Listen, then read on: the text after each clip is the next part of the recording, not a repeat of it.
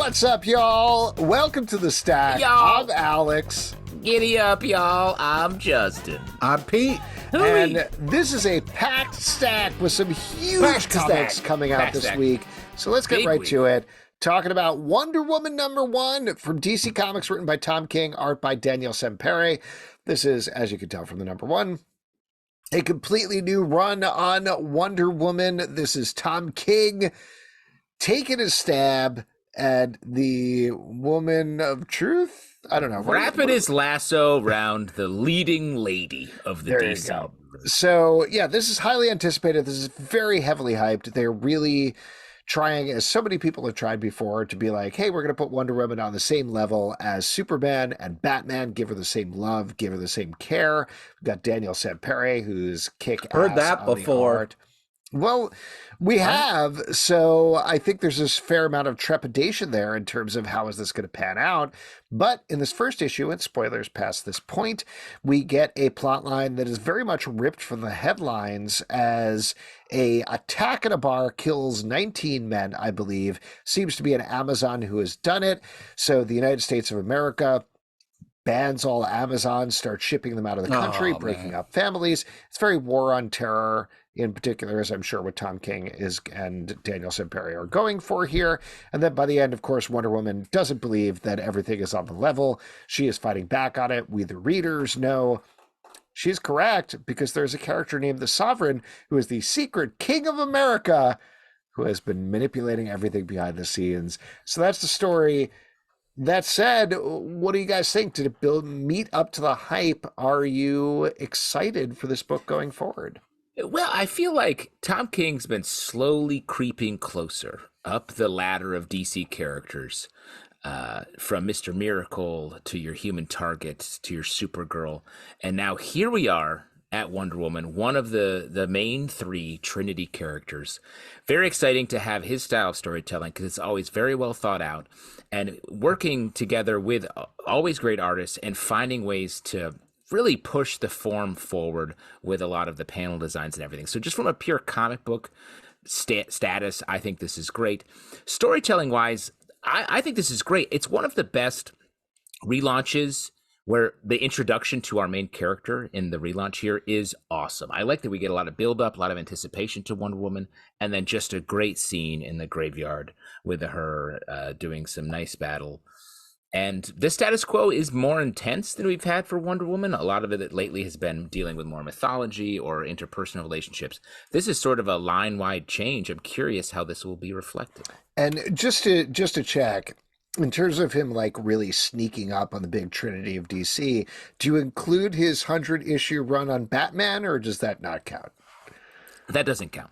Okay. Well, but and I guess I mean that in more like that wasn't to me the run that that was more about the relationship, and it wasn't like a redefinition. The Bat and Cat relationship. Bat and Cat, and this feels very much like this is my take, and this feels more like the other Tom King miniseries or maxi series issues series that he's done over the course of the run. Yeah, totally fair. Pete, what about you? Yeah, I like a badass Wonder Woman. I thought this was Really? Yeah, not surprisingly. I thought, when she was crushing old Metal Arm there, that was a fun panel there. Steel. Yeah, the kind of last panel of the evil overlord reveal was fun, so yeah, I think this is a solid first-ish, setting things up. Tom King likes to play the long game, likes to kind of like, not sure what's happening in stories a little bit. This is a little bit more straightforward, which I was surprised about, but I'm excited for it. I'm a big fan of Wonder Woman, so now that there's a new Wonder Woman, that's always great. And so I'm excited to see what happens. Yeah, I spent most of this issue being worried, knowing Tom King and having read everything that he's written, that Wonder Woman would never show up, in the first issue. Yeah. And it kept building, and I kept being like, either she's never going to show up, which is a very classic Tom King thing to do, or they're building anticipation for actually revealing her. And I was very happy to see that it was the latter. Yeah. And also very happy to see that Daniel Sampere 100% nailed the reveal. Crushed. The way that was laid out was gorgeous. The ultimate reveal of Wonder Woman was kick ass in this book.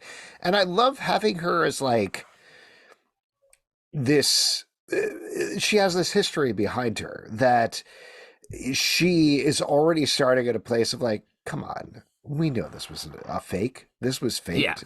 Yeah. What are we doing here? And we, the reader, through the Sovereign's narration, because this is another like reading the first 2/3 of the book or so felt like Tom King's bag of tricks, where it's like, keep the main character off screen, and the person who you think is narrating is not actually the person who's narrating, but his bag of tricks, he uses them because they're good tricks. They're good tricks. That's why you have them in a bag. Exactly. You want to like, take them with you. Them. Right. Exactly. All the stuff I have in a bag, I'm like, keep track. Yeah. That's why you don't say like strewn about the car of tricks. That's right. Yeah, you don't, because it's harder to find them. Yeah. But Tom King's original pitch is, I wonder where this woman is. Oh boy! There we go. I do wonder about the Sovereign as a villain. I'm curious to know more, because seeing like a decrepit old man on a throne, being like the secret king of America. Yeah, but he has a black lasso. You know what I mean? He does. He has the lasso of lies, which I like. I like that as a concept. I do. This feels like the sort of thing that is like very goofy 70s comics to me. I know they're not going to treat it that way.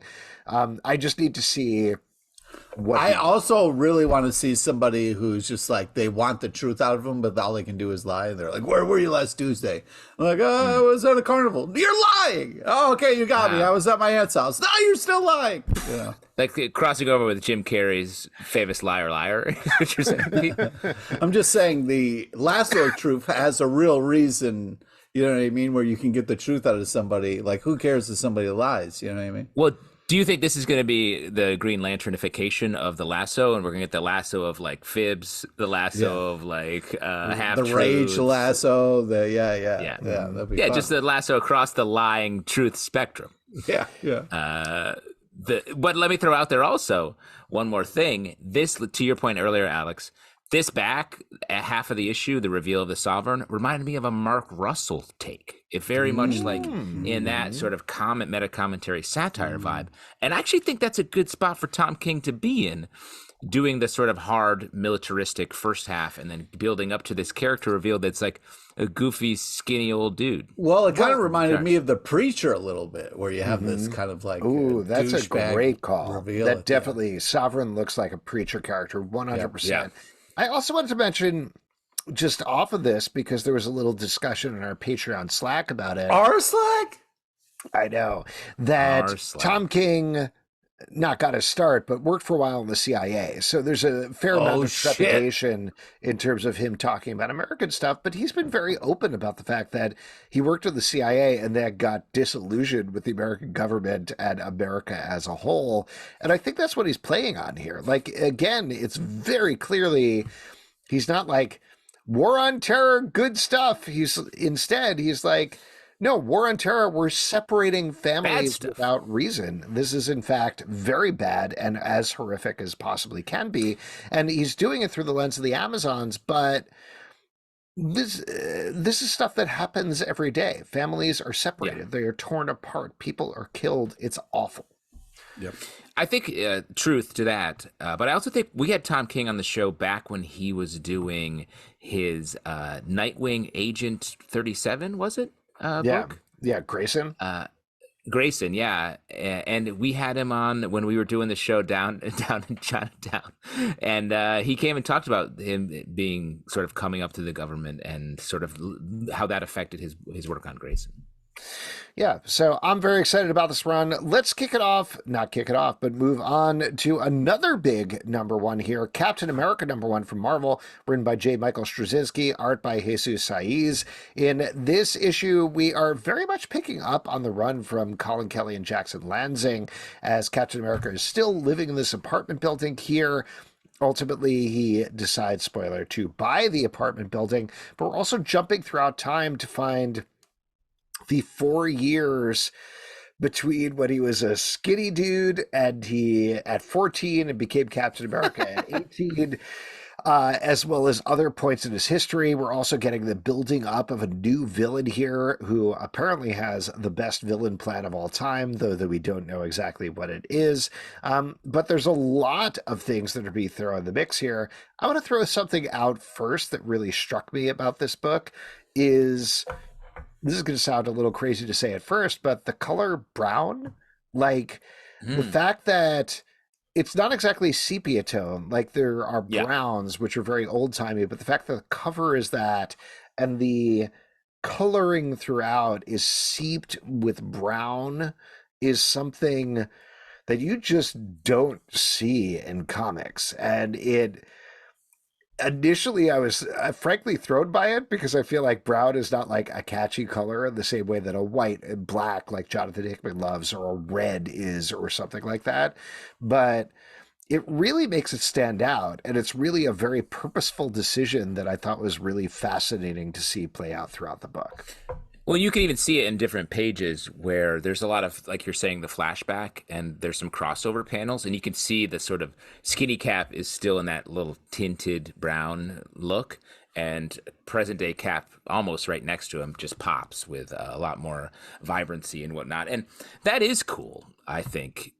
I mean, artistically, it's great to have like the different time periods reflected and the different artistic styles really helps the reader kind of. The thing, though, that I was very excited for this book.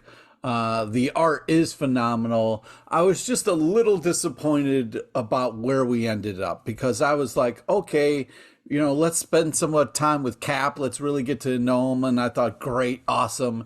And then he's like, I'm going to show you how to be the greatest landlord in the world. And I was like, well, I don't know if we need this story right now, but okay, great. And then it turns out, like the big reveal at the end, it's like, guys, it's really easy to join the Nazi party because they give out free sandwiches. I was like, whoa, Cap, what are we doing here? What are we doing? I knew that was going to bother you. This is bullshit. Like, I don't need Captain America to like fall for. Like, for anybody who hasn't read it, in the 4 years, we get to see Cap is destitute on the streets, taking any job that he possibly can, and ultimately gets offered a sandwich in Central Park. And this is a real thing that happened. There's a Nazi rally there. That's where the sandwich comes from. So we'll see what happens, but the implication seems to be that, like, either he fought against potentially the Nazi party in New York, or potentially he like got into it a little bit over the course of the years. If the sandwich was really good. Well, let me ask you, Pete, you would never accept a sandwich from a Nazi in this situation, it seems like. But do you always check the politics when you order your Subway Club from Subway of the people behind the counter? Because what if there's someone with some shady politics making your meatballs? Well, you know, that's a tough call. Always ask. Always ask. Excuse me. You've seen those propaganda posters, right? Where it's like, who's making your meatball sub? Could be Hitler. Oh, man. Yeah. You guys got me. Busted. This comic, besides the fascist subs that Pete's eating, I do think this feels like it's Captain America as Jesus, American Jesus. We're sort of getting into this middle period of like what happened between when he was skinny Cap and when he became buff Cap. And we're learning about how he fought the Nazis in just a chill way, I guess. I mean, I love how it starts with him on a motorcycle, like, you know, taking care of business. That was awesome. I was just really surprised at like what happened after this. This is I would say this comic is biting off a lot, but yeah, it's J. Michael Straczynski. Free sandwich. It's J. Michael Straczynski who does this. Like, he builds histories and he changes things and he figures out the whole plan of where he's going. So I'm 100% willing to follow him on this journey. But throughout this book, even though I think it's paced out very well, it definitely felt like, oh my God, we're doing the secret history of Cap in the 4 years that we didn't know about, and also Captain America Landlord, and also there's the secret enemy. So there's a lot going on here and a lot to balance. I trust, again, given JMS knows what he's doing most of the time, that we're going to be guided along the way. But yeah, anybody else, I'd be like, this is too much for a beginning. It's too much, yeah. Well, and let me throw out there, is Cap going to be like a Hawkeye landlord? Is that what we're getting into? He's going to goof around, have a little dog, pizza dog, you think? I don't know, Cap's man. pizza dog? I mean, Pizza we'll see. dog? Pizza dog. The other thing I would say is I do like we get this little side bit where he goes and just fights with the Fantastic Four for a little while. It seems like we're getting it again in the second issue based on the preview of him with Spider-Man. And I actually really like that. I like Captain America has been existing outside in a very Ed Brubaker inspired world of espionage. And I like injecting him back into sort of the main superhero world and having him like, knock, knock, hey, Cap, we have to go fight someone in a fucked up dimension. Would you mind coming with us? And he's like, let's go, dogs. I will say, and then we can move on to the next issue. I love the panel of him after he's fighting with the Fantastic Four, get out of the negative zone and just lying on the grass for like one panel, being like, okay, just catch my breath here. But the problem, though, the problem is I would like to be able to enjoy that, but by he's gone, there's a little old lady in 2C whose faucet's leaking all over her apartment, and this guy's got to come down and fix it. And we should probably mention busy Pete with the is Fantastic dealing with Four. a lot of real estate drama right now, so that's very much what No, it has no. Pete has hates nothing to do landlords. Pete hates a landlord, and he's torn between loving Cap and hating all landlords. What are you going to do, Pete?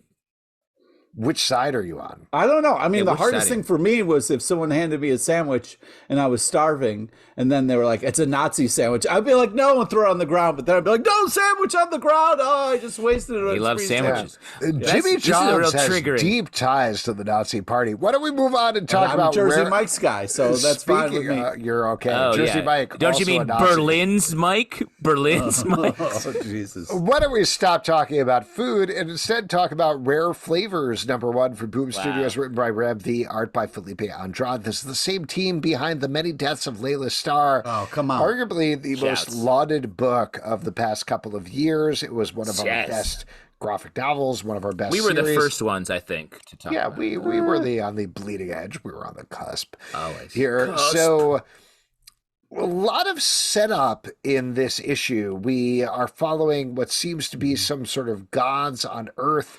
One particular god who is very interested in food and recruiting somebody to film a documentary about him, while a bunch of stuff is going on outside that at the same time.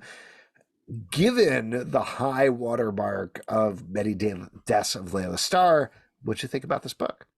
Well, first off, you got to talk about how breathtaking it is, because it's absolutely beautiful. I mean, this It's is taken my breath magnificent art. I mean, this is just like, it's almost kind of like pastels or kind of like a water color, like floating art. It's really, it's worth it for the art alone. If I could use a phrase that is overused, but the story. By you, by sure, specifically still, you. still overused. But I, all the art aside, there is this creepy ass kind of main character who is kind of trying to recruit somebody, and we're trying to figure out like, what's going to happen. So very interesting story that I think it relies on how unique it is to hook you in, because it's not giving us a lot of explanation or what's going on. It's just kind of throwing us into what's going down, and then we're just supposed to be kind of running with it, which I think is a very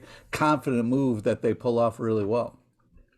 Yeah, you could feel this being the next book behind Layla Starr pretty intensely, I think, as you're reading it. Sort of right next door in a lot of the ways it's presented and some of the ideas, the way it's sort of a little bit slow played. But I will say, the story pulled me in. I like the what's been set up. I like the sort of tension that's here. The reveal later on, which I guess I won't spoil, but like there's a lot going on right there. There's a lot of characters sort of swirling this idea, and I love a little recipe in the middle. Oh, you love a good recipe. This feels very manga to me. Like it feels very manga Oh, good inspired call. in terms Especially with of the recipe. Yes, especially with the recipe, in terms of the pacing of it as well. It actually feels very different from Layla Starr in terms of Layla Starr was like, I know what this is for the first issue. Here we are beginning a story. Filipe Andrade's art is gorgeous. These are very different characters, like Pete said, the pastels and The washed out coloring throughout is really fascinating to see, but I'm not 100%. This is very much like a setup issue, so I'm excited to read the second issue, but I'm not 100% sure where it will go, but I will follow it wherever it does go. Ooh. Green Lantern War Journal #1 from DC Comics. War Journal, written by Philip Kennedy Johnson, art by Montos. If you are curious about more about this title, we talked to Philip Kennedy Johnson at Baltimore Comic-Con. Only if we talked about him about this, that would have been cool. We talked to him about this. We did. Man. And you can check it out on the Comic Book Club feed. We got a whole interview about that where he touched on this. But this is spinning off of the backstory from Green Lantern. We are getting another universe is encroaching on the DC universe, and John Stewart is caught in the middle. What'd you think about the kickoff here? I think this is fun. I feel like I'm feeling a lot of Philip Kennedy Johnson's work in his Alien series, especially in the beginning here, not just because it's set in space, but just the way the tension is played out and sort of there's the problem is laid out here well before we get to see John dealing with the stuff that he's been spinning out from his backups that he's been doing in the main Green Lantern title. And the art's fantastic. I like it. Has a little, and maybe I'm influenced by the Hulk book that Philip Kennedy Johnson is also doing, but it has a little bit of a horror element in here, and I think that's a good spot for John Stewart to be in. Yeah, I think this is a hell of a first start. I'm very excited about where this is going to go and what's going to happen, and I feel like this is a really solid first issue. I mean, you can't show up to somebody's mom's house. You know what I mean? That's fucked up. I don't care what planet you're from. You don't go to somebody's mom's house. But I think just for a visit. To talk shit or to do something bad. You know what I mean? Like if you want to show up to somebody's mom's house and bring food and say hi and do something nice, you can. You can't just, you know what I mean? I did drop off 2 garbage plates at your mom's house, and I did talk a little shit though at the same time. My bad. Well, that's fucked up. But I'm glad that she's got some garbage plates. Garbage. Yeah, she got her garbage. Mama got her garbage. Mama got her garbage. I think this is a really solid first start. I'm excited to see what's going to happen here, and also some really crazy cool covers. The one with John Stewart with Gatling gun was pretty badass. Yeah, this is definitely Philip Kennedy Johnson trying to take John Stewart and put him on the same level as Hal Jordan and the rest of the Lanterns, and I appreciate that. This is bringing in also a very Philip Kennedy Johnson villain in terms of the Radiant Dead is what I think it's called, which is basically like Star Sapphire zombies, essentially. So really intriguing start. Very excited to follow this book. Why don't we talk about Predator versus Wolverine #1 from Marvel, written by Benjamin Percy, art by Ken Lashley, Greg Land, and Andrea Vito. In this issue, we are kicking off with Wolverine and Predator fighting in the present, and then we flash back and find out they've basically been fighting out throughout Wolverine's. They've been fighting this whole time, man. We didn't even know about it. I'll tell you what, this is exactly what you want from a Predator versus Wolverine book, art-wise and writing-wise. Yeah, I agree. I think it's a fun kind of like, I mean, I would have loved just one battle, but we kind of got battles throughout time, which is a kind of fun reveal. Also, you got like different Predators from different movies, and you getting different Wolverines from different time periods too. So very cool idea, very well executed, and also the kind of tease of the next to come, where it's like the Straczynski one where there are kind of Wolverines in the jungle there, and it's looking very kind of like 80s style. So very cool. Predator. A ton of fun. The movie Predator. Yeah, the movie Predator, yeah. The Straczynski one. Yeah, Straczynski movie, The Predator. We're talking about Predator versus Wolverine, not the I actually think this movie. This comic's sort of based on that movie. Really? In some ways. Okay. You could say it is. I agree. This is fun. It's very funny to me how much of the Predator mythos at Marvel is like these Predators are showing up whenever the fuck they want on Earth. They just pop in. It's like they're traveling around following their favorite football team, tailgating. then landing on Earth to like hunt whoever's running around, moving people from different time periods. Hey, look, this guy's got bone claws. Let's get him. Uh-oh, later he's more dangerous because he's got more metally claws. Fun. Great stuff and great mix of artists as well. Madam Satan, Hell on Earth, #1 from Archie Comics, written by Eliot Rahal, art by Vincenzo Federici. This is bringing together a lot of threads from the Archie horror line as the apocalypse finally comes for Riverdale with Madam Satan in the middle. She is teaming up with Jinx, is the character who shows up here, which has just been introduced and drawn to prominence at Archie. What'd you guys think about this issue? I thought this horrifying. Was really... Well, go ahead. No, that's it. One word. Oh, wow. Okay. Yeah, I thought this was a great first ish. What word? Fun twists and turns. And, you know, sometimes you're on top of the kind of Satan world, and sometimes you're a homeless mummy, you know, but you got to ride or die with your choices. So I appreciate that. I like the fun twist kind of last panel. I'm having a great time with this.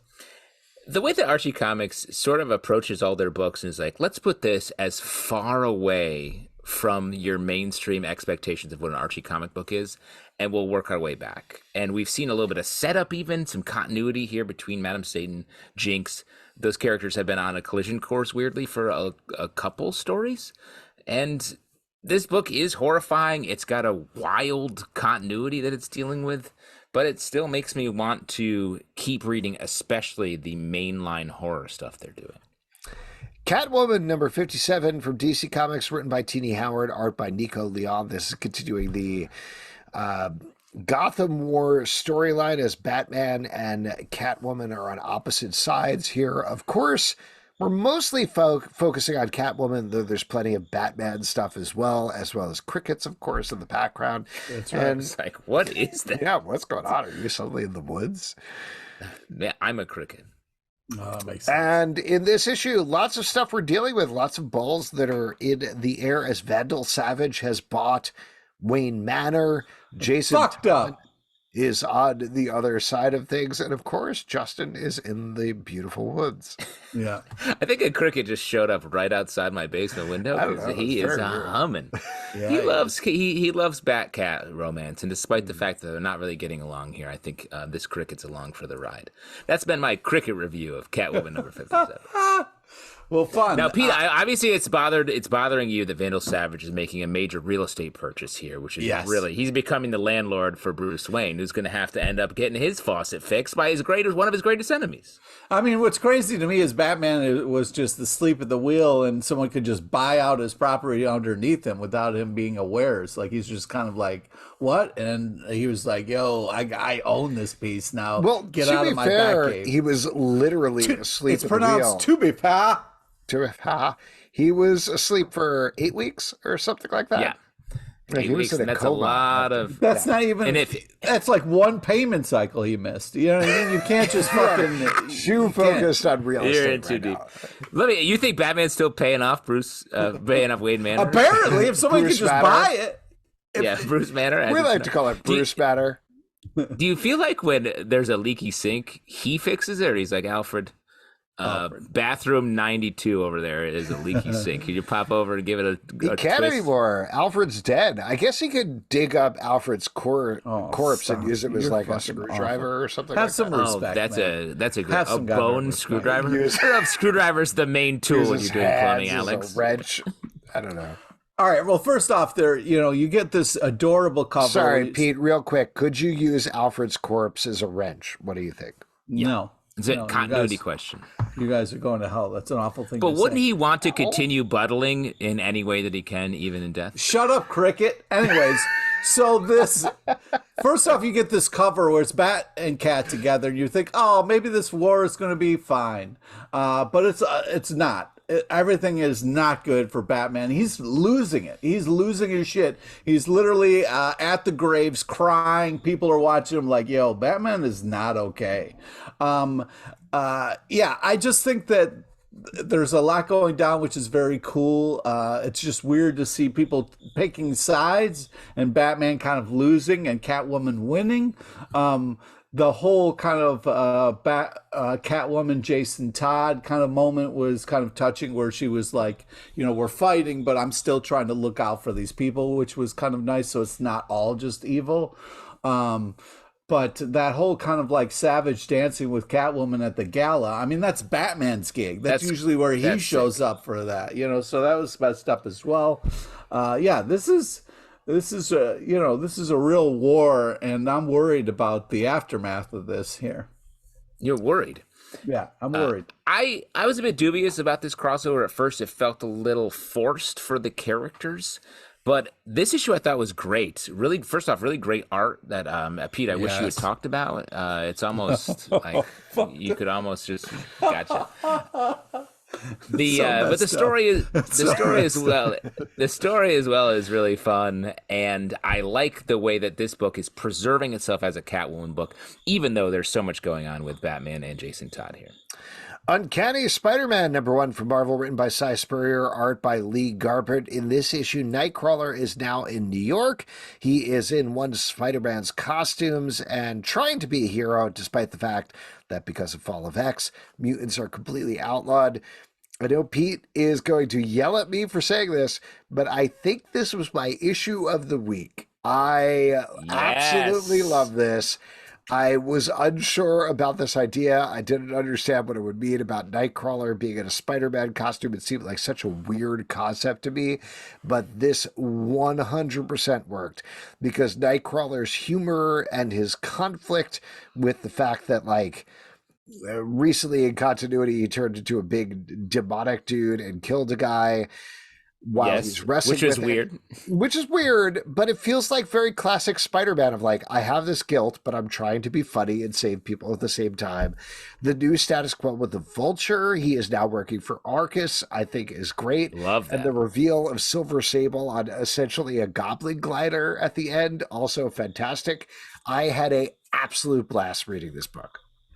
I mean, just the way that things progress from like fun to fun to fun, and then throw in a Silver Sable reveal at the end. Hello, this book is made for your man JT over here, JT Cricket.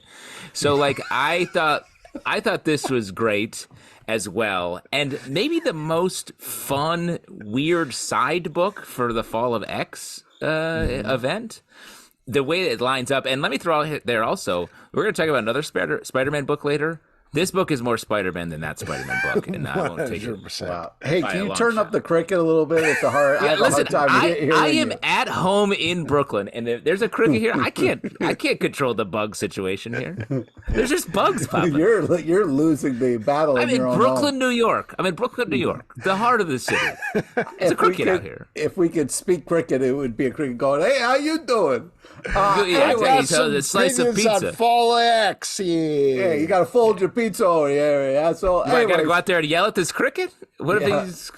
Hey, just find out. Cricket, I'm trying to podcast over here. Come on. Hey, what's your opinions on Nightwing? It came out today. Hey. Oh, hold on a second. The cricket's actually sitting in front of a tiny mic, and I guess he's also podcasting. And he's mad at me for being too loud. He's mad at you. Yeah, that makes sense. He's on that podcast, I Cricket, right? Oh, yes, that's exactly. Wow. Shout outs. All right. Anyways, yeah, I mean, I read this and I was like, is this what we need right now? We need Nightcrawler Spider-Man because Spider-Man sucks. I don't know. I was trying to enjoy this. I really was, but I just, this mix them up of things. I don't know. I mean, cool, be creative, try new things. Cool, great. But I just I didn't know where the fun was. You know what I mean? That Vulture so who looked funny, like the whole thing about like, you got your time to talk. No, but like in I'm terms of claiming my time. Wow. The thing about the tail, Spider-Man being like, how do you fit the tail in the costume? It's fun. Very funny. Bam. Was that funny? You thought that was funny? Yes, that's why I said that. I didn't think it was funny. Anyway, the Vulture who looks like Cypher juiced up with wings just was like, what is this? This looks really dumb. I don't think that's intentional. Yeah, it just... I just don't. Maybe it's just not for me, and I don't know. I'm glad people are enjoying this and liking it. You know, they make stuff for different people, and awesome. If it's for you, perfect, great. So, Peter, are you saying reading this and I'm like, who is this for? I don't like this. Get this away from me. Are you saying this combination of two of your favorite characters and your least favorite versions of them in like a decade you don't like?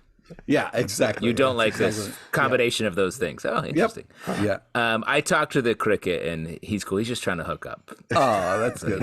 Nice. Sorry to step on his dick there. You know what I mean? Yeah.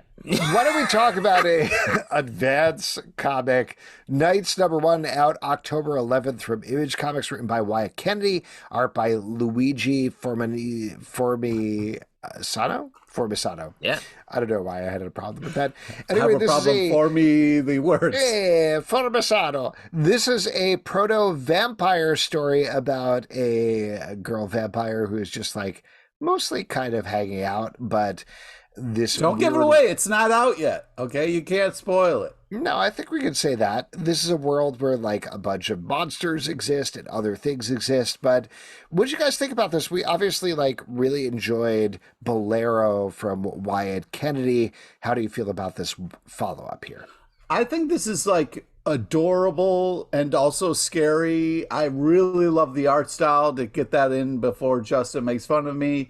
But I was impressed. It's kind of a slice of life kind of teenage vampire story, which I appreciated. Like, it had this kind of indie feel and this kind of cool pace to it that was very confident, very kind of like, this is what's going on in this vamp's life right now.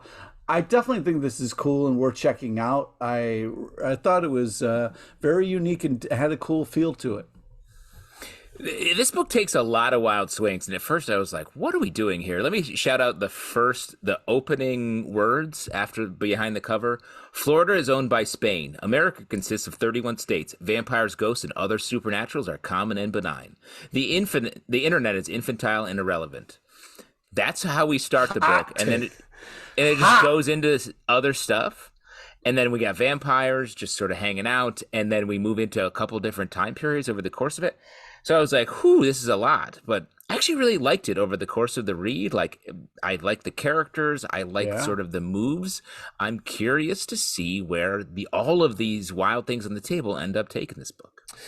I love that. I love taking these wild, insane swings at the beginning of the book and then using it as a setting rather than the concept, using the idea of like, we have these characters. I want to dive into these relationships and talk about these people and how they affect each other. I think that's absolutely wonderful, and that's really bold. That's something you don't see in comics a lot. And the art by Luigi Formisano is really clean. It reminds me a little bit of Jamie McKelvey in a certain way. Like, it's not... yeah. Like, the lines are not quite as thick. It's not quite as specific, but like... It's very clean art, like, and it's very defined. Reminds me of Luna Brothers a little bit. Luna Brothers I could see, like, probably not as quite as exaggerated as that, but I think that's a good call out as well. This is a good book. Definitely pick this up when it comes out in October.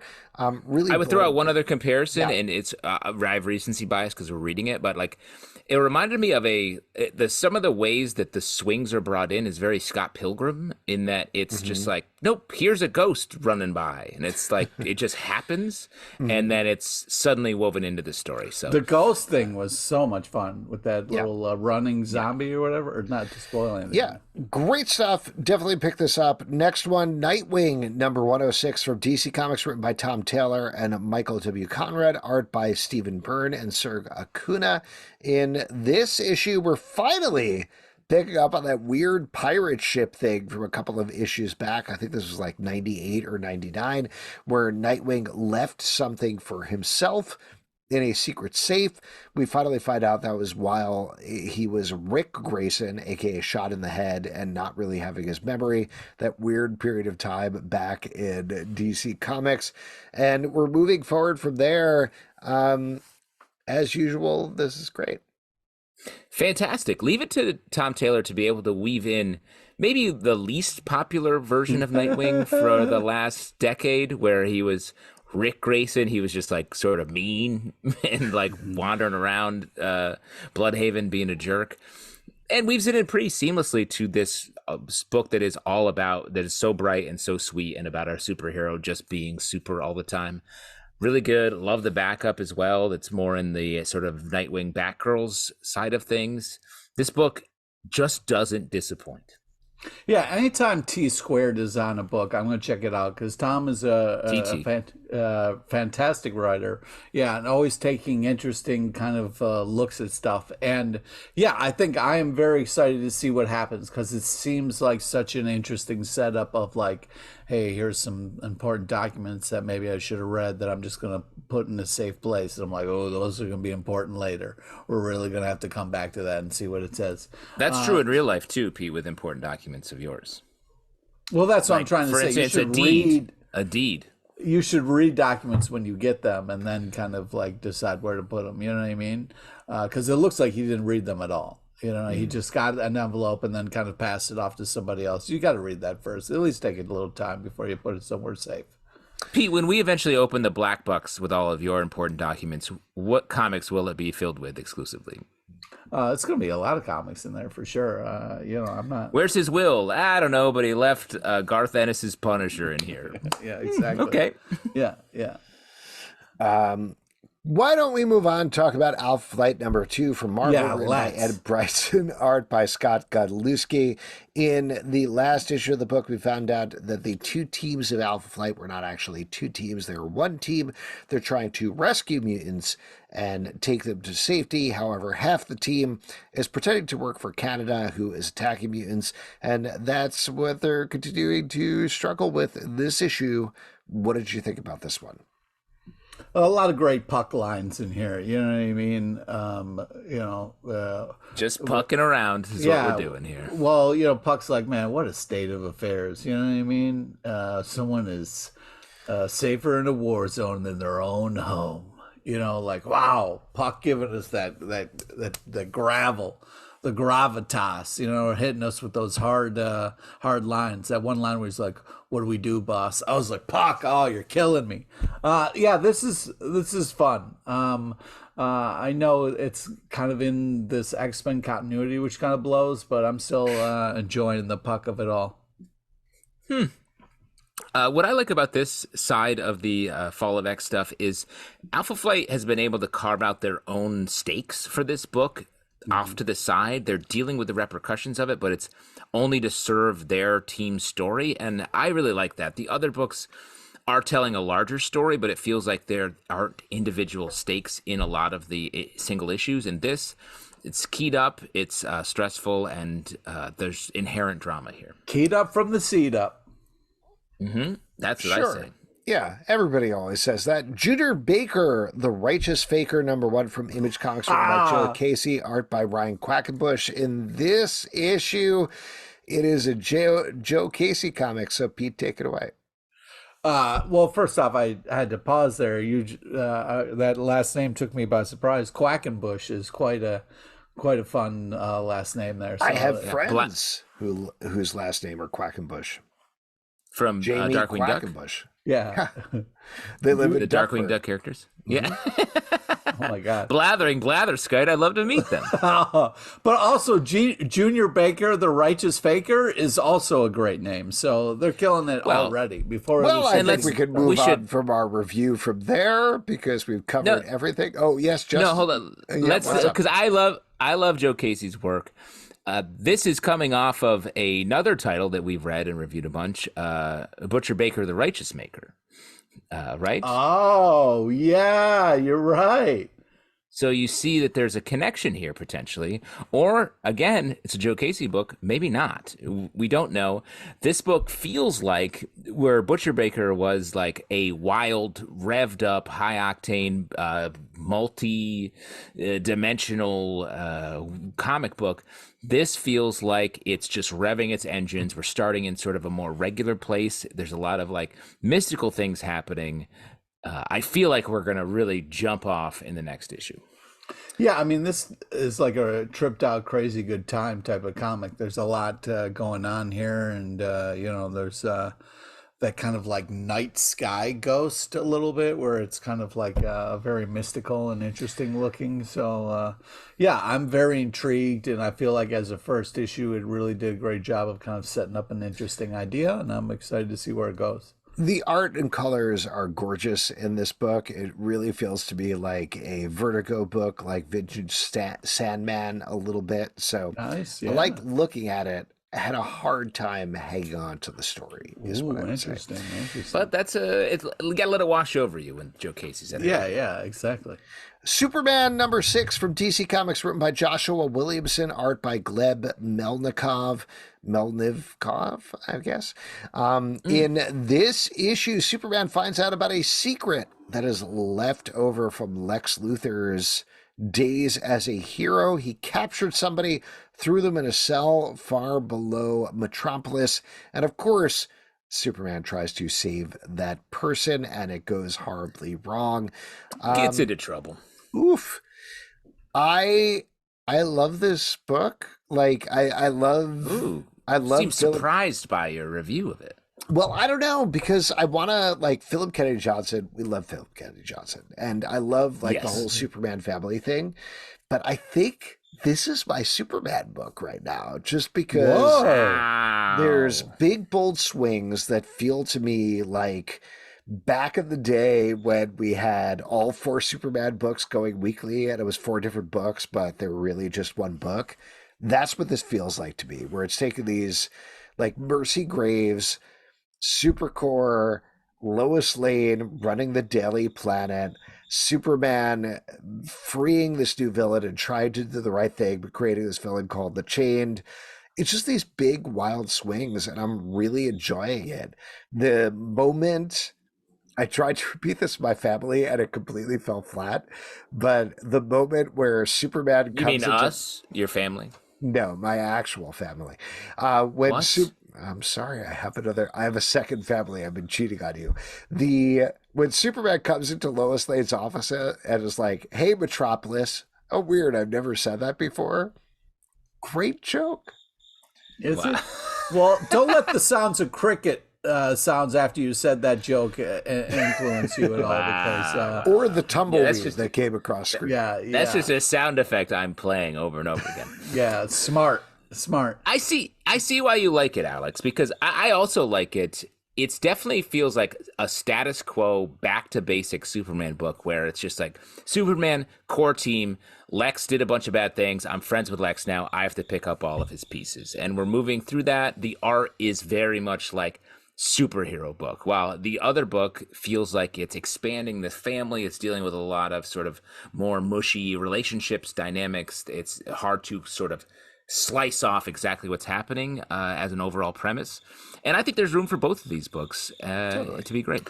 Yeah, I love the kind of setup of this. I just hate it when people do dumb things, like Superman just breaking somebody out of prison before, I don't know, looking into it at all. I mean, he has X-ray vision, see who's in there. I don't know, maybe try to find out who it is before you just completely set him free and madness ensues. Do you feel like if you were in his position, like ordering a Subway sandwich from a Nazi, you'd be able to tell that he was bad before you ordered the sandwich? Yeah, I'd be like, "Excuse me, sir, is that a swastika?" "Oh, it is." "Well, you can stop making that sandwich now." My point I'll being, go to the Sorry, next is he Subway with it. Is he making the swastika out of like mayonnaise or mustard or something? Or what's going on there? No, I'm talking about a tattoo he has on his hand. Anyways, I think that the art is cool. It has like a Batman Year One look to it, which I think is a fun choice here for Superman. So Like a Tim Sale energy. But yeah, this is definitely unique and cool, and definitely worth checking out. Dark X-Men number 2 from Marvel, written by Steve Fox, art by Jonas Scharf. In this issue, after the big loss, I guess, that these Dark X-Men suffered in the last issue, Havoc is now a zombie. We are meeting this new Goblin Queen, who is a Goblin Queen from an alternate dimension. Also, Archangel is going through a lot of changes as well. So this new X-Men team not going very well. What'd you think about this one? Well, I had fun with this. I'm enjoying this. I feel like we're doing a good job of kind of dealing with what's going on in these individual characters.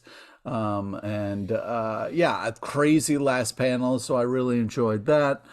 Solid art. I will read more. I was a little bit like, oh God, what's this going to be? But I was pleasantly surprised. Wow, we finally cracked one. We only have to do the weirdest Fall of X book of all time to find a way for Pete to like it, because Havoc just like dies, reanimates, like, it's crazy. I love crazy, her, but I'm dead. I'm definitely dead over here.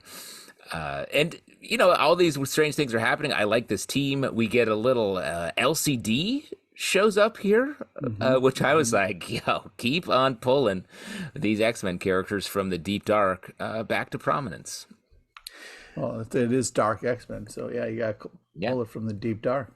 Let's move on to another advanced one, Edenwood #1, which is out October 18th from Image Comics by Tony S. Daniel. This is very different from Nocterra, which we're going to be talking about in a little bit. This is kind of a straight across the bow fantasy book that focuses on some teen characters. What did you guys think about this one?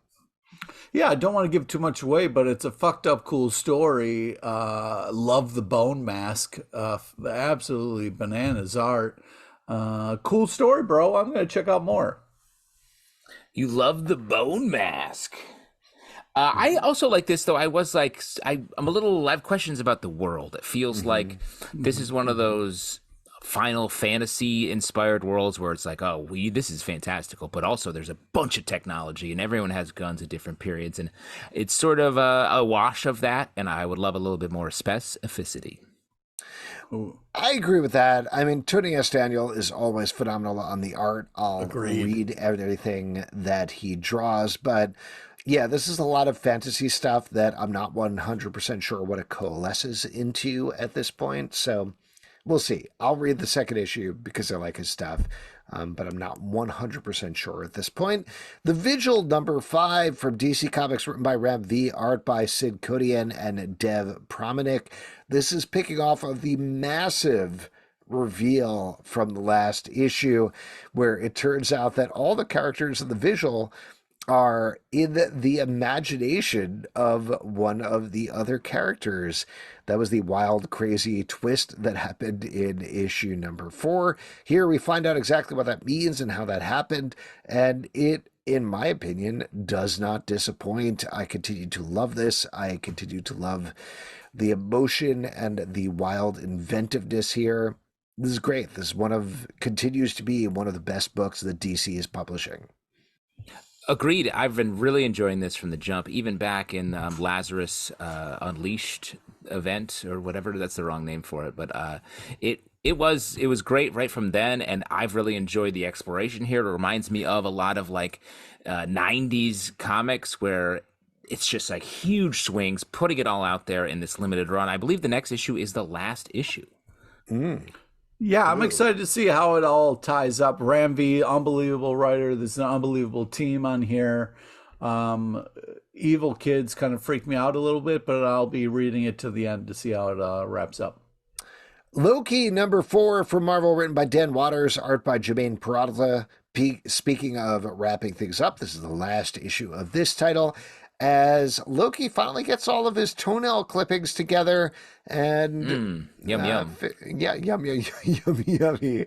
That is actually what he's been doing. He took a bunch of toenail clippings and turned them into a boat, and he's trying to find the various pieces of the boat.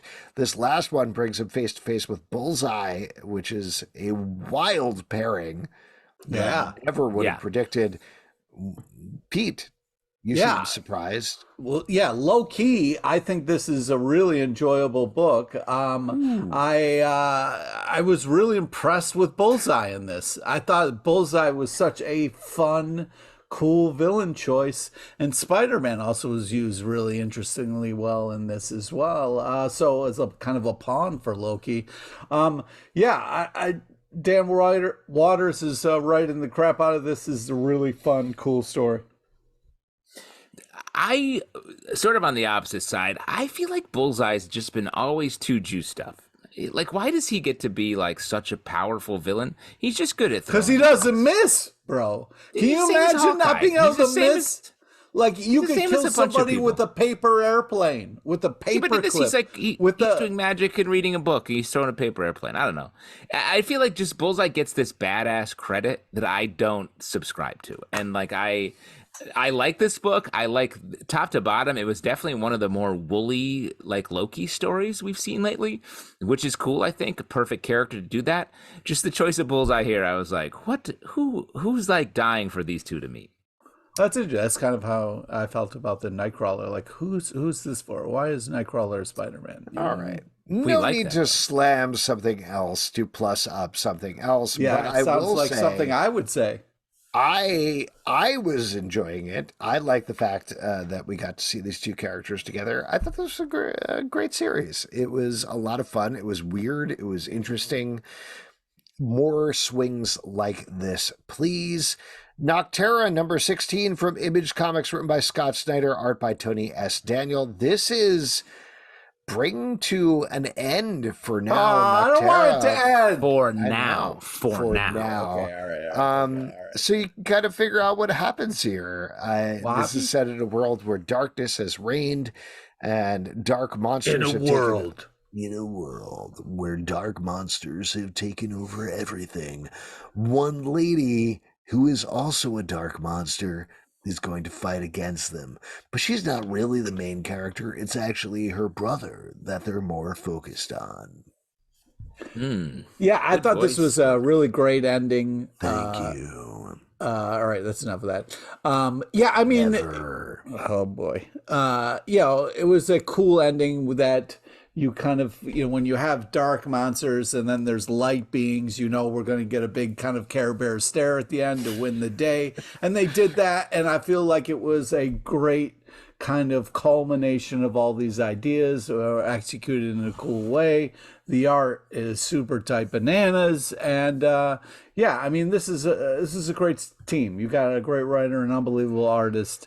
And it was an interesting, cool idea that was well executed. It really was a Care Bear stare, so shouts to that. Shouts to you, Pete, for nailing that.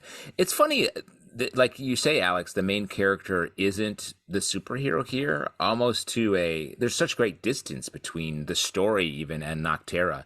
And it reminded me of like reading the first few issues being like, oh, this is cool, like sort of a dark world, a cool superhero. But it really was just like sort of a ensemble story focused on this one kid, or a villain story. Blacktop Bill was such an amazing character.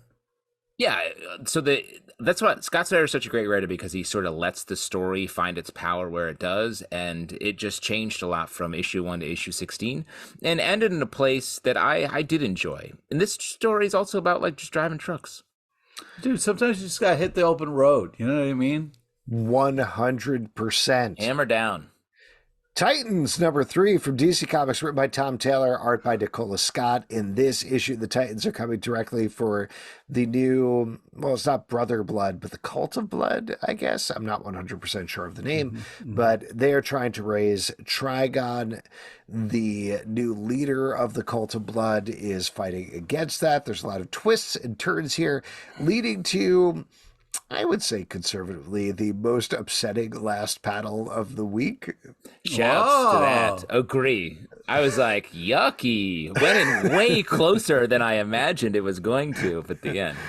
You guys, but I loved it. I thought it was a great twist, just in terms of doing a good job of making you think, oh, this isn't going to happen, and then it happens. So good job. Wait, are you guys talking about the gross fur monster that lives in people's mouths? Is that what you're talking about? Yes. Are you wondering if we're talking about that? Yes, of course that's what we're talking about. No, I was talking about the fact that, like, the Flash, he runs fast, which is disgusting to me. That's gross. I agree. Slow down, guy. Where are you going so Take your time, man. That's so funny. I never really put that together of why I hate the Flash so much, but it really crystallized in that moment for me. And when you realize he's just fast? No, that I don't like running, and I think that something I didn't really realize of why maybe I don't like the Flash. That was an unexpected effect of that joke that I made.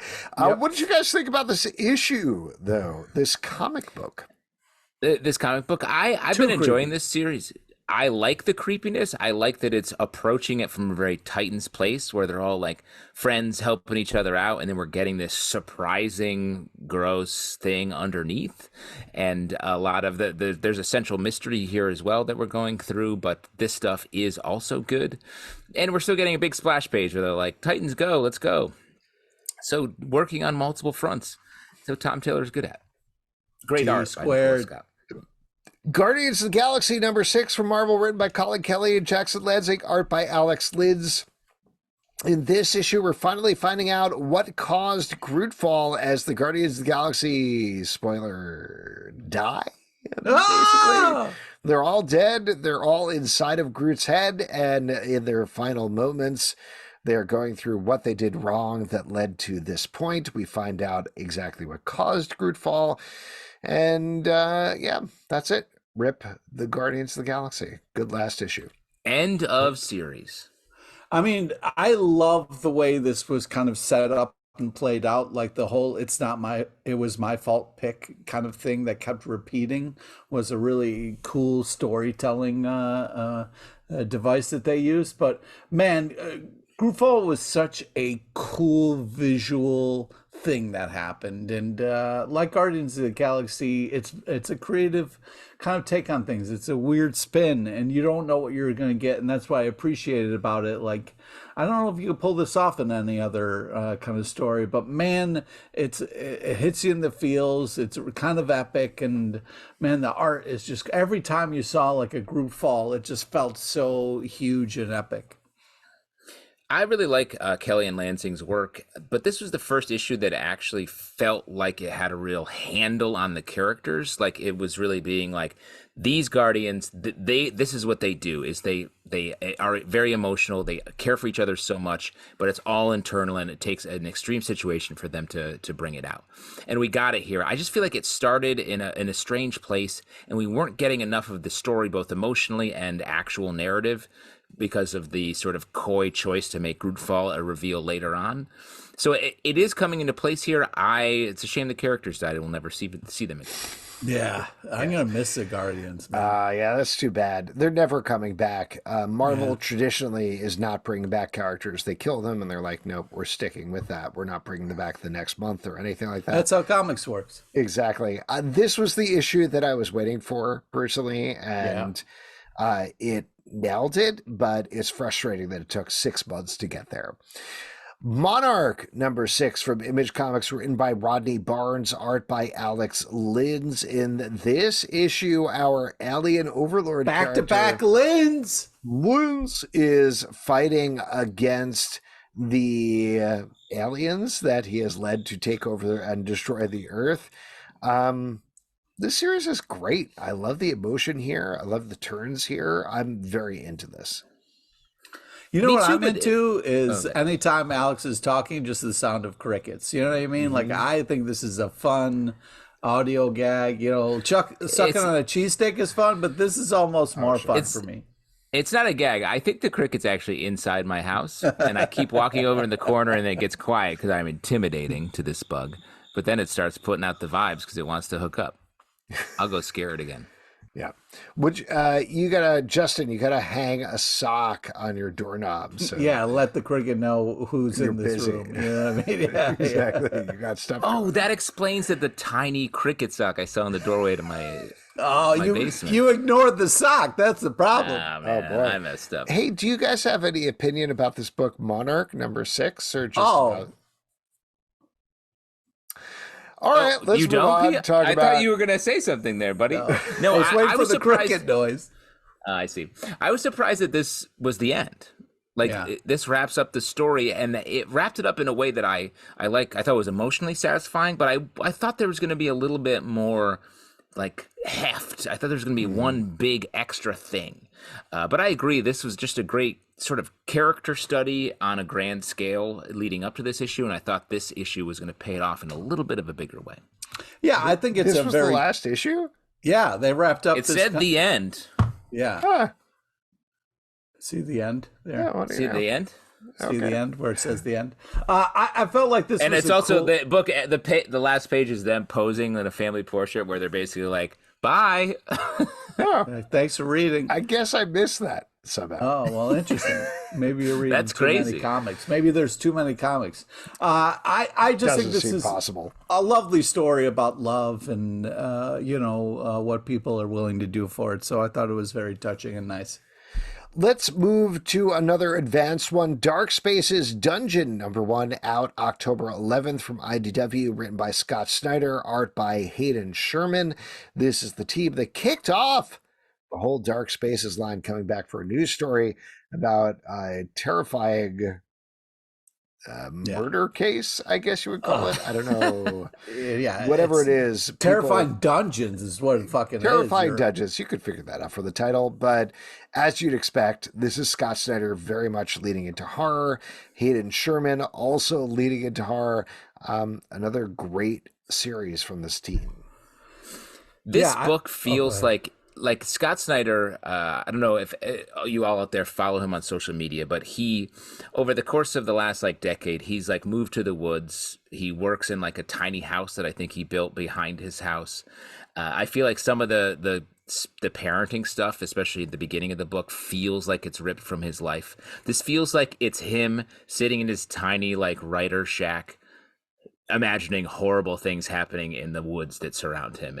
So that feels like the starting point for this. And then it's just straight up horrifying shit that we get to see and then revealed at the end to be coming in a very direct way. Yeah, this is, I don't want to spoil anything, but this is just a scary as shit story of just kind of a worst possible scenario where you're finding out you're living in a place that people are getting horribly tortured. So fun. But yeah, Scott Snyder weaves a very interesting web, and I'll be excited to check out more. Uncanny Avengers #2 from Marvel, written by Jerry Dugan, art by Javier. The Dukes? The Dukes. This is the Fall of X storyline. We're getting Captain America teaming up with the new Unity Squad to try to take it to Captain Krakoa, a mysterious character who is now a nuclear power in the Marvel Universe by the end of the issue. What'd you all think about this? I mean, this is the cricket's insane. not the only one hooking up, because we're getting some major Captain Krakoa action. Yeah, right We in get front to of see some somebody's tongue, straight up brother, tongue. and he's like, that's my sister, and old Captain Carnation doesn't give a fuck. The Strucker kids. Yeah, this is tough because it's a lot of mom and dad fighting, which I don't like. But Deadpool talking shit about the X-Men was fun. Black Widow, shooting Captain Carnation was fun. I mean, anytime somebody's revealing stuff, but then you don't get to see it, but then people are hooking up in the shower, is that fun? I don't know, but this is weird. Wow. That's a big shower, I gotta say, though. So when you have a shower that big, you're gonna Have you guys ever done that? Have you ever hooked up with somebody's sister while their brother is sleeping right outside, pretending to sleep right next to the shower? That's a very specific Pete, scenario. you've done that, right? Yeah. No. We've all been on both sides of that, I feel like. I guess technically I have, since I do have a brother, but it's nothing like it was portrayed in this. Wait, what? You're putting yourself in the brother position? Yeah, I have so many questions. Great. I won't ask them because I know Pete would be very mad if I said what was in my brain just now. But this book feels like they're really leaning into the Avengers side of the Uncanny Avengers here in the Fall of X books. This feels very much like an Avengers book. There's a little bit of fun here. It's drawn in a sort of lighter way. So I like that different tone. I mean, Oh, sorry. No, go ahead. Go ahead. You haven't done your review yet. I'm just, at this point, I'm like, who the fuck is it? Stop with this. Because at this point, Krakoa? Yeah, at this point, the buildup is too much, and now I'm just It's been 2 issues. It's too much. Tell me who the fuck it is. The theory that Justin and I have been talking about that's 100% wrong is Strife. Here's the thing. She knows who it is because she was like, "Oh, it's you," and he was like, "Shut up." Well, don't you think she would during the shower kissing? Yeah, she's like, "How often? up, Strife. You're not wearing your sharp armor." How often are you kissing someone you're like, oh, it is you? Nice. All the time. Most of the time when I'm making out with somebody and their brother is right outside, they're like, oh, it's you. Oh, it's you, your brother's sister. Nice. Yeah. Cool. Oh. The cool. the thing is, if we're just going to reveal this to be the evil Hydra Cap, that's no good anymore. They've let the mystery hang on too long. I think it has to be somebody besides Hydra. What is with you guys in this? This mystery has been going on too long for 2 issues so far, plus a free comic. Because it hasn't been going on for 2 issues. There was an issue before Thank where you, JT. Captain Get 'em. Krakoa went and killed Congress, if you remember. Yeah. And then did that get them. I forgot about It's been that going on because for they- a long time. long This time. bullshit. Yeah, Captain 3 Parsley issues, calm had down. or fucking Berm Bush, whatever Do you the remember fuck. Why back in you the day have when Chris twigs hanging Grandma out was of your- like Havoc, Lorda, whatever her name is, Polaris? Like they found a whale. They're like, whoa, weird whale. And then 30 issues later, he was like, by the way, that was the Brood. Here we go. That's what that I was just based right. all storylines Just right. on. Yeah. Cool, definitely. Cool, 30 yeah, that was a issues fun story. minimum to reveal a mystery. Something is killing your anticipation, but also something is killing the children. Number Come 33 on, let's go. from Boom Studios, written by James Tynion IV, art by Werther Del Daria. In this issue, Erica is gearing up with her big fight on a number of shit. fronts. Pete, I was very surprised to hear. It sounds like this was your issue of the week. Why did you like this so much? Oh man, well, this does a great job of just building up the tension for what's to come. Plus, taking some shots at therapy in this. You know, the kid's like, "Yo, this therapy is fucking hard and weird and dumb," and she was like, "Okay, all right, yeah, those are good points."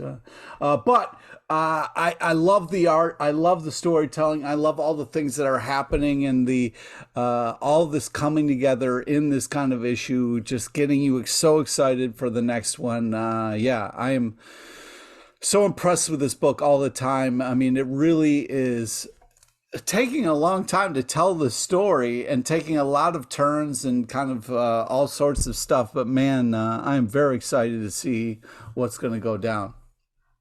Justin, what about you? This book has become such a hangout book where the characters are hanging out, not a ton happens, we're hanging out. It's all this issue is all anticipation for the next issue. Yeah, it is. It's such a and like it's fine. Like I'm not like the hater of this book. It seems like you are. But of all of James Tynion's titles, this one I'm always like, God, there's just nothing going on here ever. There's always like that's not true. There's a lot of things going on. It's all setting things up. Yeah, I know. I've watched those videos where it's just a bunch of dominoes being set up, and I'll tell you what, I fast forward to the end.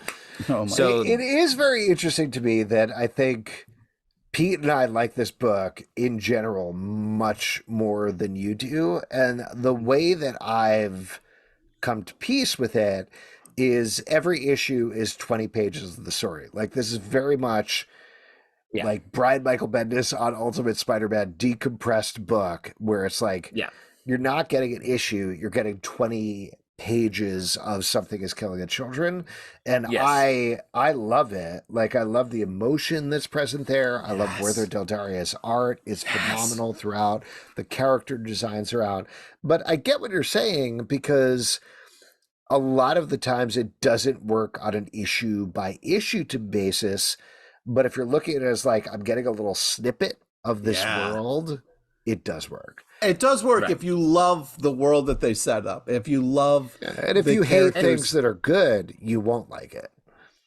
All right. Well, I don't know about all that, but I just think that I understand what you're saying. I'm on your side. I'm attacking Justin. Well, I thought so, but then I wasn't sure.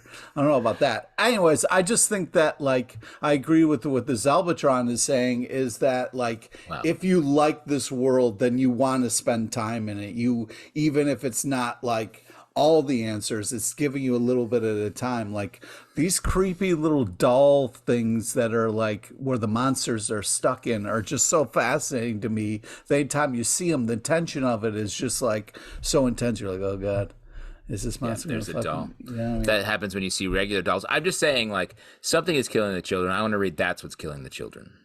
Oh boy. Nice. Terror War Terror War. Excuse me. Just before we move on, Terror Terroir, a great wine book. Terror. I do like Something Is Killing the Children. It's well written. House of Slaughter moves at a pace that I think speaks to me a little bit more. Oh, House of Slaughter is and this book is still good. Whatever. You're right. House of Slaughter is more issue by issue basis. Something is Killing the Children is more a wash of the world, but I think they're both Still good, and too you're great. a stupid fucking piece of shit. All right, why don't we move on to Terror War number 6? Look how happy that made. Terror War. Say it like Terror War, you asshole. Terror water, right? Like sugar water. Yeah. Sugared water. Terror War. Terror War. Terror War. No More Shirks. From Image Comics, written by Saladin Ahmed, art by Dave Acosta. In this issue, we're getting a lot more about the Terror War and exactly what's happening as they fight back on it. There's some big revelations in this issue. What'd you guys think about this one? This continues to be a lot of fun. We kind of get we thought Mohammed died, but then he's okay. But then you have the goop monster that kind of forms the face of him, and you're like, oh shit. But yeah, I like what's going down. I think this is interesting, and it continues to move things forward in an enjoyable way. Shut up, cricket. I feel like I'm telling Something is killing the cricket. Yeah, I wish. I'm gonna keep reading it. I don't know, this book feels a little too cool for school when I'm reading it. It feels a little bit like all the characters like, yeah, it's crazy, blah blah blah blah blah blah, and it's not. There's just an element that it's just an element that's not quite locked in for me in this book. Well, why don't we move on and talk about Wolverine number 37 from Marvel, written once again, by Benjamin Percy, art by Juan Jose Rip. This is bringing Wolverine after the Weapons of Vengeance storyline fully into the Fall of X storyline, kind of. But it's more picking up on the previous storyline where he's tracking down a bunch of clones of himself around the world. In this issue, it is with Hulk. And he visits a bunch of places that he's been before. We get a Wendigo Logan. We get to see a Madripoor Logan. Bunch of continuity stuff going on here. What'd you all think about this? This book is really fun. I've liked this for a long time. We've talked about this, that we're surprised. Alex and I are surprised that Pete doesn't like it more. I was like, okay, big reset.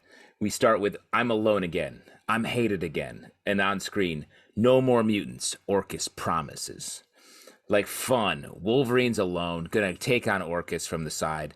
And then we get right back into just Wolverine getting wrecked. The Hulk shows up, he gets wrecked, everyone's just getting slashed to pieces. I was like, oh, this is more of what we love and a reset. But I think the secret underlying thing here is we're going through a lot of old Wolverine continuity. Like you mentioned, Alex, I think there was a great Wolverine Wendigo arc way back in the day. Yeah, there was. Preview for the next issue is Wolverine and Cap, just like the iconic Uncanny X-Men cover from Chris Claremont era with Black Widow. Yeah, I think that this is starting to get enjoyable again. I mean, I'm over the Wolverine minions part, but we get a little bit of that in here, unfortunately. But what I really loved about this, it's a jump through kind of Wolverine's timeline. We get Patch, we get, back when he fought Hulk for his first appearance and Wendigo in his first appearance. So this was a real kind of cool walk through his timeline, and really kind of some amazing battles, some fantastic fights. I really loved it. And I really liked the banner stuff as well. I thought that was very cool and interesting, and very enjoyable. I'm looking forward to when we can get past the Wolverine minions bullshit. So, starting to really get back on board. You mean clones, but you mean minions. You say minions, you mean the clones from the previous long. Yeah, I call them minions because it was such a dumb idea. Anyways. He's the best there is at what he does, and what he does is love da-na-na. Yeah, exactly. Fun Minions reference. So I'm starting to really kind of enjoy Wolverine again, which feels good. I'm looking forward to getting more into it as well. Amazing. Yeah, I just love that Benjamin Percy writes towards Juan Jose Rip and was like, what's the grossest thing that could happen to Wolverine right now? Let's have Juan Jose Rip draw that because 100%. he can. His art is disgusting, and I will read any issue that he draws at any time. Savage Squad 6, number 3 from Dark Horse Comics, written by Robert Venditti, art by Brockton McKinney.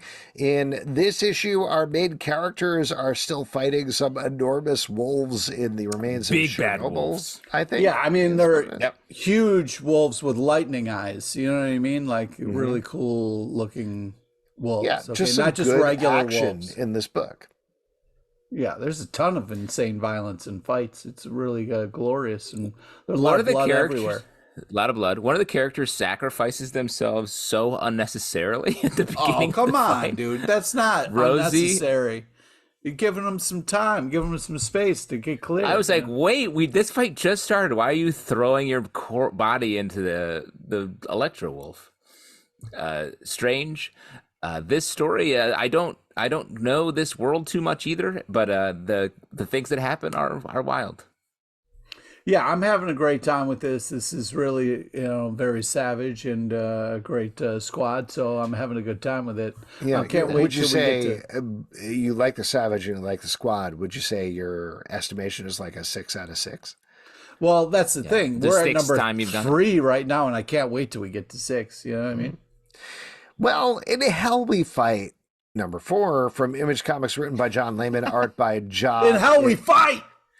In this issue, we're continuing to follow our misfits who are in hell and fighting. They are trying to get an angel back to heaven, ostensibly so that they can potentially get into heaven themselves. This continues to be a very fun title. I'm having a good time with it.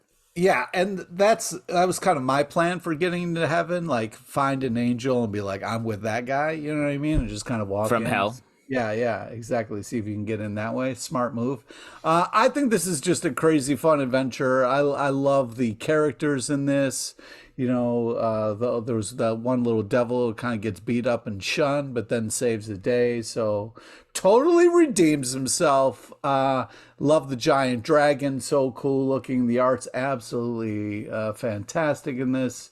This continues to be a really fun, creative, cool story.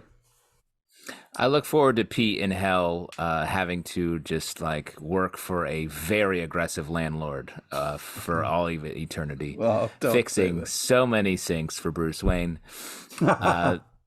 This book is fun. It's there's these characters I like, and I like the sort of ramshackle journey that they're on. Ooh. Why don't we move on and ramshackle. talk about our next issue? This is one I'm just going to mention the title and the creative team, and then I think we can kind of move on from there and not really talk about it too much. Amazing Spider-Man number 34 from Marvel, written by Zeb Swells, art by Patrick Gleason. And then we'll move on and talk about the Lonesome Hunters, the Wolf Great. Cub. Yeah, that's a great Now, story. Can't wait to talk about This that. book is in the stack, The Amazing Spider-Man, so it is is it? worth talking about. It Oh, wasn't an interesting. accident. Okay. I mean, and we've talked about this run, the Zeb Wells run, for quite some time, and currently in this book, Peter Parker is injected with the Goblin Serum. He's doing straight up villainy shit. Here's the thing. He's not injected with the Goblin Serum. He's injected with the sins of Norman Osborn. Oh yeah, sorry. This I do think there legitimately, like all jokes aside, I think there is a textual difference that they are ignoring in this arc. But go ahead, Justin. Well, that's fair, because that's also where I'm like, this issue I was like, this is a little much for even me. We get it's just very dark, from the Peter Parker side of it to the Craven side, where he's like contemplating ending his life for the entire issue, essentially, which I was like, there's an interesting twist at the end. Leader, you can relate, you know what I mean? As what? What? As the reader, you're like, yeah, we should be ending our lives because I this see. book is killing me. Nope, take it back. Don't do that. Don't say that. But I do think, I don't know why we're doing this. What's the overall idea here? What's the comment on Spider-Man? What's the comment on Peter Parker? Because really this feels like almost like a dark timeline, or like a broken Earth, or that kind of a situation we're dealing with, and not a story that feels like it's, this is Peter Parker working it out. Well, that's the thing, is this nightmare continues, but to me, I was like, oh, now I see the point of this. This is a redemption arc for Norman Osborn, because if he saves Spidey, I think puts him in a better place of, like, instead of Norman Osborn, who we don't trust, to actually being able to trust him with stuff. So that's what I think is happening here. And it's painful to have it go through it, but I don't know, maybe something on the other side of that will be interesting. Well, to your point, Pete, this is, I mentioned this with the last issue, that I was frustrated with the whole Kraven's Last Hunt text of it all. And the issue starts off with Norman running in on Mary and Paul and being like, you got to get out of here. Something is wrong with him. He is going to come for you next. You got to go. And he doesn't exactly explain why, but it's clearly like Peter is doing the goblin thing of, I'm going to throw Paul off of a bridge and break his neck. And Mary Jane is going to... He says such. Yeah, he says as such. And that part, I got to be honest, like, I was into the panic and the emotion of that. That worked for me. But then beyond that, when they started to get into the whole Kraven being buried thing, using the same rhythm of the text that Kraven Last Hunt had, then they started doing it with Norman Osborn as well. It completely lost me. Like, my problem is the problem that you're saying, Justin, which is, what are we saying about Peter Parker here? And the answer to me is nothing so far. Like, if he had the sins of Norman Osborn, he'd be unfettered and he wouldn't have any of the responsibility. So he just like go and murder all of these people. Sure, but I'm not learning anything new about him here necessarily. And why do we want to see Peter Parker murdered? Versus that first scene through Norman Osborn's perspective was much more interesting to me, because to what Pete was saying, it's more illuminating about Norman, it's more illuminating about Mary, and it's even more illuminating about Paul, a character who thus far is a big nothing. Yeah, and like Norman is the main character of this. Like Peter Parker's just the monster under the bed for this entire issue. So like, and maybe that's a temporary thing, and I do like some of the things that Zeb Wells has been doing. Unpopular opinion on this podcast, perhaps. Well, no, I mean, Zeb Wells is an amazing writer. I love Zeb Wells. I just think that sometimes, you got to do a story that maybe isn't your favorite or something. What is this thing? This 100% is not true. You know this, right? Like, this is Zeb Wells' choice to do this thing. Nobody has a gun to his head and is forcing him. Yeah. Who do you think's the secret? Wait, Zeb Wells, more like Webb Sells. Whoa! No, we've interviewed Zeb, and he's amazing and a fantastic person and an unbelievable writer. But I think in this business, sometimes there are times where you take something, you take a gig on something to get another gig, or to prove yourself here to get something you want. Here's what I'm going to say right here. Like, I think this is the way to solve this. Let's get it trending. # free Zeb Wells. Right, guys? # Definitely. free Zeb Wells. Let's put it on Blue Sky or wherever people talk about things these days. Yes, Blue Sky's the perfect platform for free Zeb Wells. Mm-hmm. Great. They don't use hashtags. The Lonesome Hunters, The Wolf Child, #3 from Dark Horse Comics by Tyler Crook. In this issue, we are continuing to follow the titular Wolf Child, as well as our old dude with a gigantic sword and a small girl who has befriended the Wolf Child. Pete, I know you love this one, so why don't you talk about it? Yeah, this is just a really unbelievable. I picked this, Alex. Yeah, this was Justin's pick. I don't remember. Yeah, it's. You guys both look the same to me. Yeah, but Pete did hoot and holler when I picked this, so I'll give it to you. Go ahead. All right. Well, yeah, I mean, the art is crazy type bananas, just unbelievable. I love all the things happening in this issue. I also like how kind of things are coming together. I just think it's such a cool last panel. Why not give a giant sword to a wolf and see what happens? So yeah, I'm very excited about what's happening here and the story and the art. This is continues to be such a creative, cool book. I'm very excited about it. Just great characters. Like we've got an 126-year-old reluctant occult granddaddy, hanging out with a youthful sidekick just discovering this world. We got talking birds. We got a wolf boy. We've got a big old wolf, a bunch of bad dudes. The art's really cool. It's Mike Mignola adjacent. Makes sense. It's Tyler Crook. Okay. If you're a fan of Hellboy, I think you can jump in on this. It's really nice. Fish Flies, number 2 from Image Comics by Jeff Lemire. This is about a town who has been taken over by fish flies, and the criminal dude who's been turned into a giant fly is having like an Iron Giant style relationship with a girl who cannot stop sneezing. Snack Girl. Yeah, I think this is like, a very interesting Jeff Lemire book. Sometimes you get this mix of animal people, and Jeff Lemire is kind of doing a little bug action here. So it's a very creative and cool, kind of tripped out and weird. And at one point, this lady says to the cop, "Follow the bugs." We get the story of kind of a bug who can't talk to this little snot girl, but they go on a lovely jumping tour of the town, and it's kind of a beautiful moment. It's Iron Giant meets Franz Kafka's Metamorphosis, just the crossover we all demanded. I gotta say, we read Fish Flies number 1. I was like, this is interesting. And then I was up visiting my mom for Labor Day weekend in way upstate New York, and this happened. We came down to go swimming one day, and the lake was covered in these exact bugs. No way. Are you serious? Swear. And it wasn't as crazy as it is in the book, but we got down there and it was like, oh, these bugs are it's gross enough that it's hard to swim in the water because there are bugs everywhere. So there was so really many bugs. Like it was reading this comic, I was like, well, this doesn't happen, but you're telling me it happens. It does happen. I imagine like the lake that my mom lives on is a small lake. On a larger lake, especially in Canada, I imagine it is more of a pestilence, like it is portrayed in the book. Interesting.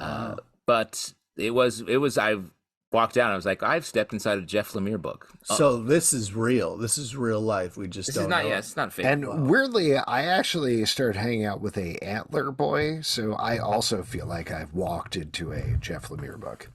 Wow. That's congratulations. That's been a dream. Thank you. Thank you for the congratulations.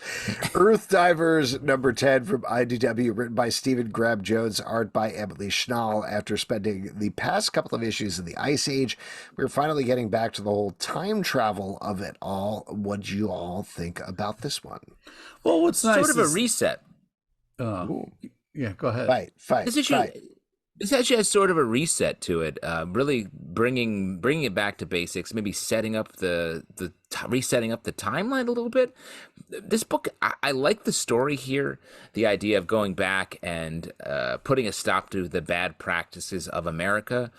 That's cool. It just it doesn't quite give me enough spine to hang my hat on in this. I hang my hat on the spine, just so you know, not a coat rack. Mm-hmm. Cool. This, you're like a predator that way, right? I'm a predator in that way. Yeah, exactly. I'm always tailgating and popping up at different time periods.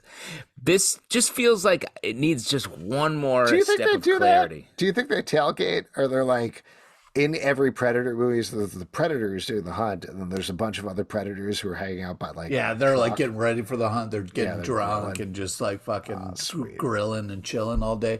Yeah, I think that I hear what you're saying. But this book has a great lesson. If you walk into a bathroom and you see somebody cutting their hair, they're having a tough day. Don't fucking say shit, because otherwise you're going to get stabbed.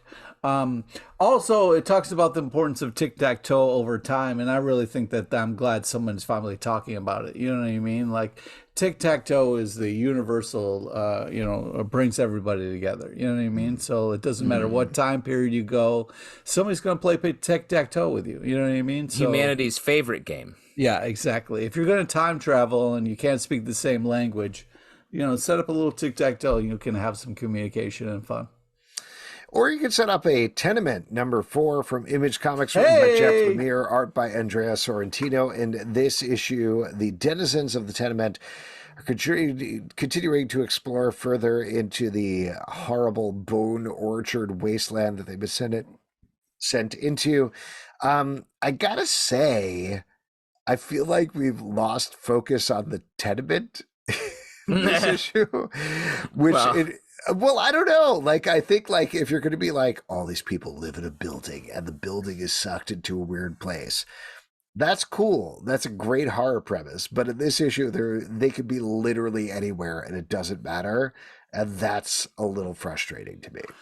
It was also kind of weird how it, like, the last panel reveal is usually like an oh shit moment. And they were like, what's that? And they were like, it's so-and-so's apartment. Whoa! Come back next issue when we get to see the square footage. Like, what are we doing here? Again, Pete only got real estate on his mind. But Alex, that's just what you wanted, more building. And that's what you're getting next issue. That's true. That's true. You so asked this for issue building, didn't work you for get me, building. but tenement number 5, I'm back on board. Oh, I'm going to send you Back my on the board of the building. tenement. Yeah. I'm going to send you my favorite book lately, which is the floor plan to a skyscraper in Manhattan. You guys are going to love it. Also, there was a weird moment where a kid stabbed somebody, and they were like, "Hey, how did you know she was evil?" And they were like, he was like, "Oh, she smelled." And it was like, "Wow, that's a bold move." You know? Have you ever seen anybody who smells bad? They're unequivocally evil. You ever smelled anybody that looks bad? They're also evil. Wait, that's not just because someone's having, maybe a bad deodorant day doesn't mean they should get stabbed. You having a stink day? Watch out! I'm coming for you with a knife. I stab everybody. Wow! Everybody. Wow! Too far? Alex, Way too far. Don't go up to a table if Alex is there, because if you don't smell nice, he'll fucking stab you. Yeah. Stabby stab. Hey guys, we got some free buttons, got some free stickers, and I'm gonna stab you. Wow. Free blade into your gut. Yeah, work on that pitch. I do like this book, but I agree with you, Alex. It does feel like it's just like it's part of the Bone Orchard universe. What's that? You don't really know yet, but this issue specifically is very much in the Bone Orchard universe. Yeah, that's where we grow the bones. You got to come there this fall. We got the whole Bone Festival. Hang out. We got a bone cannon. We got a band playing bone music. It's pretty sweet. You can take as many bones as you can carry in a bag. Yeah. It's bone sauce, hard bone cider, drunk, play some horseshoes. I hear you. I think we need a little bit more back into explaining what's happening. My problem is I always go to the bone orchard with my family and we're like, this is a great idea. And then we have all these bones and like, what are we supposed to do with them? We make one pie. And then we have all of these bones just hanging around, and they're rotting there. The bones. But it's perfect for Thanksgiving, a good bone pie to bring to your family. Oh, that's true. I didn't really think of that. Teenage Mutant Ninja Turtles, Stranger Things, number 3 from IDW, written by Cameron Chittock, art by Farrell Pay. And in this issue, we're continuing to have the Stranger Things kids and the Teenage Mutant Ninja Turtles team up for crossover conspiracy. Pete, you're clapping. Take it away. This is so much fun. Oh my God, I love it. And spoiler alert, we got a Krang sighting. Fucking Krang, baby, come on. Woven into the continuity. Smartly woven in there. I don't know. The team on this is just killing it on so many levels. I love this because it does have the old Eastman and Laird theme to the art. It has that feel, which is really great. So you get, some nunchucks on fire here. You get so much great stuff in this. This is just a fantastic book, and I love the crossover. They're killing it on both sides, the Teenage Mutant Ninja Turtle side and the Stranger Things side. The art style is so cool and unique. I'm having such a blast with this book. This book does a great job of combining the two sort of mythologies here, really blending them together, which crossovers like this I feel like never do. So that's really cool. And I also like that the TMNT guys always have that toothy grimace on their face where it's like teeth on one side, nose, teeth on the other side, just like the action figures. Makes me laugh every time I see it. Yeah, man. Last but not least, Scrappers, number 3 from Image Comics, written by Cliff Bleszinski and Alex DeCampi, art by Ryan Kelly and Jordi Belair. This is continuing the adventures of our hyper-advanced dogs who are fighting the man in the future. Pete, we were talking about on the live show about anthropomorphized animals. I know this is one of your favorites. What'd you think about this? Yeah, I could have sworn I saw Alex DeCampi at the Baltimore Comic Con, but it probably wasn't. Probably wasn't. Probably wasn't. I wasn't going to call that out. But yeah, you did that. I did do that, and I was like, man, not her, but pretty cool. Anyways, Alex DeCampi does great stuff, big fan. So yeah, I thought this was continues to be a lot of fun. Everything's kind of going wrong, but they're making some progress. The kind of main dog's getting to know his collar and all the things it can do. I mean, jetpacks are fun. I think this is a fun book with interesting characters. I want to keep reading it and seeing what's going on, but the art team and the writing is doing a great job. Very fun. It reminds me of Dino Mutt. You guys ever watched Dino Mutt from back in the day? Blue Hanna-Barbera cartoon, like a dog, robot dog. Mama? Blue Falcon. Nope. Blue Falcon and Dino Mutt? No? Nope. Brought me back to that deep, dark memory. Or not dark, but fun. And yeah, this book is fun too. Pete, real quick, which deep, dark memory did this bring you back to? Deep fun memory. Well, probably Strays. I was worried it was going to turn into a Strays book. So far, so good. For me, it was when my friends and I, me and 3 of my friends, we went to go see this dead body in the woods, and like whole bunch of things happened. There were some leeches at one point. We told the whole story. Did you drop a comb? Yeah, we dropped. Did you drop a comb? Where were the leeches? Hey, you want to go see a dead all body? All over the place. Yeah. Where were the leeches? It turned into a Barfo-rama. Mm-hmm. Anyway, that's it for the stack. Thank you so much for tuning in. If you'd like to support us and all the podcasts we do, patreon.com/comic book club. Also, we do a live show every Tuesday night at 7 p.m. to Facebook and YouTube. Sure do. Come hang out. We would love to chat with you about comic books. Apple, Spotify, Android, or the app of your choice. Just ran out of gas. App of your choice if you'd like to support the show. We know. At Comic Book Live on Twitter /X Comic Book Club Live on TikTok or Instagram. ComicBookClubLive.com for this podcast and many more. Until next time. Grasshopper. Oh, you can't call a cricket grasshopper, dude. Now he's pissed. He's going to eat me. Sorry, dude. We'll see you at the Comic Book Club. Hey, this episode took up a lot of real estate, right, Pete? Oh man, come on.